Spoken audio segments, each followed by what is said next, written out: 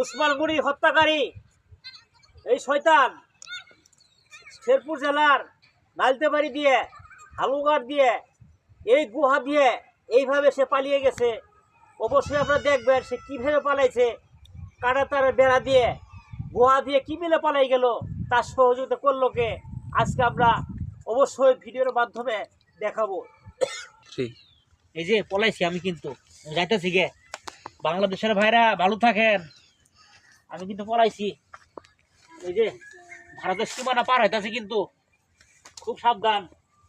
Bitter আছে কি না, বিটার দেখলাম গ্রেপ্তার কি এলাম কিন্তু।